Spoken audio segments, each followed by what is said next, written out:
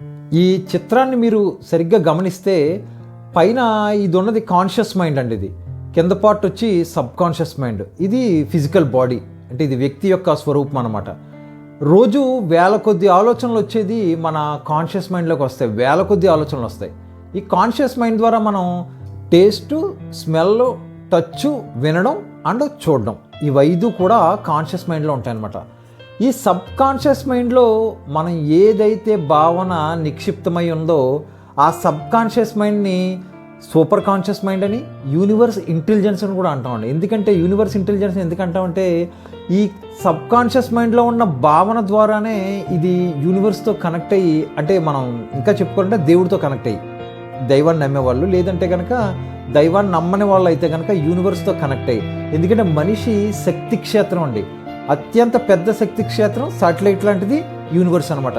ఈ చిన్న శక్తి క్షేత్రాలన్నీ కూడా ఇవి సెల్ టవర్స్ లాంటివి. మనమంతా కూడా శాటిలైట్ లాంటి యూనివర్స్ కనెక్ట్ అవ్వాల్సిందే. ఇది సత్యం. భూమి యొక్క ఆకర్షణ శక్తి ఎంత నిజమో ఈ శక్తి క్షేత్రాలన్నీ కూడా యూనివర్స్ కనెక్ట్ అవుతాయి. ప్రతి సోలు కూడా ఆ డివైన్ సోల్ అనేది కూడా అంతే సత్యం. ఈ సబ్ కాన్షియస్ మైండ్లో ఏదైతే భావన ఉంటుందో ఆ భావన ప్రకారమే మనిషి ఆ సంఘటనలో జీవిస్తాడు. ఇదే యద్భావం తద్భవతి. మామూలుగా మనిషికి సబ్ కాన్షియస్ మైండ్లో ఉండే అన్నీ కూడా భయాలు, ఆందోళనలు, బాధలు, దుఃఖాలు, వేదనలు, ఇవే అనమాట. ఎక్కువ 99% వీటితోనే ఉంటారు. అందువల్ల ఇవే ఆ యూనివర్స్ నుంచి ఆకర్షించుకుని ఆ సంఘటనలోనే మనిషి బ్రతుకుతాడనమాట. ఇది అసలు సత్యం. అంటే సైంటిఫిక్గా ఇంకా క్లియర్ కట్గా ఈ సబ్జెక్ట్ ఏంటనేది మీ అందరికీ తెలపాలనేదే నా ఉద్దేశం అనమాట. అందుకే నాకు ప్రీవియస్ వీడియో, అంటే ఇది ముందుగా చెప్తే మీకు అర్థం కాదు, నా ప్రీవియస్ వీడియోలు చూసిన వాళ్ళకి కాన్సెప్ట్ వాళ్ళకి చాలా బాగా అర్థమవుతుంది. ఈ యద్భావం తద్భవతి అనేది ఈ భావన మన అభివృద్ధి వైపు, మనం ఏదైతే సాధించాలనుకుంటున్నామో, ఏదైతే సమృద్ధిగా ఐశ్వర్యంతో, ఆనందంతో, సుఖాలతో ఉండాలనుకుంటున్నామో దాని భావన మనం ఇక్కడ ఉంటే కనుక మనం ఆ భావన గల సంఘటనలోనే మనం బ్రతుకుతాం. ఇది సత్యం. మరి అందరూ ఎలా ఎందుకు ఉండలేరంటే ఇది ఎలా ఉండవనేది కష్టసాధ్యమైన పని అయినప్పటికీ అది మనం చెయ్యాల్సిన విధంగా భావన గనక మనం క్రియేట్ చేసుకోగలిగితే మన జీవితాన్ని అద్భుతంగా మార్చుకోవచ్చు.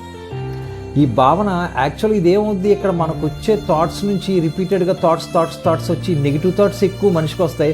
అదే ఇమేజ్ ఇక్కడ ఏర్పడుద్ది.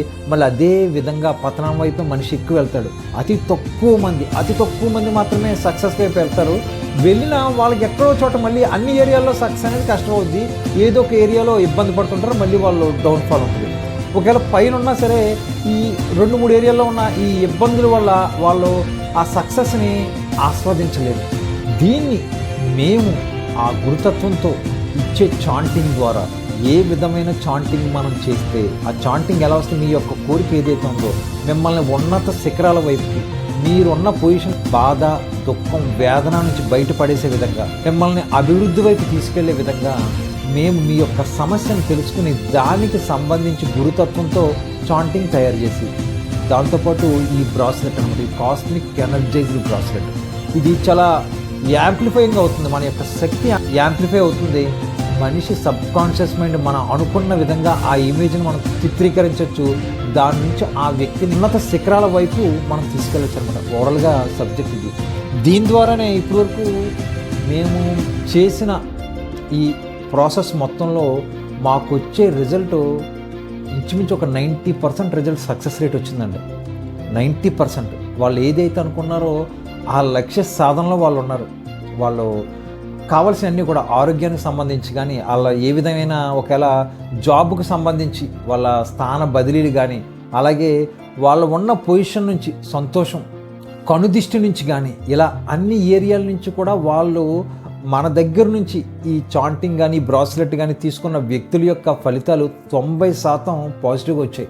రిజల్ట్ వింటుంటే వాళ్ళ తబ్బిబ్బైపోయి వాళ్ళ యొక్క ఫీడ్బ్యాక్ చెప్తుంటే అది చాలా సంతోషం, అంటే చాలా ఆనందపడతాం. అంతే. ఏది అంటే ఒకవేళ ఎవరన్నా పొగిడారు కదా అని మా స్థాయి పైన ఉండదు, ఒకవేళ ఎవరన్నా విమర్శించారు కదా అని కిందకు ఉండదు. వాళ్ళు చెప్పి తీసుకుంటాం, ఓకే, సంతోషం, శుభం.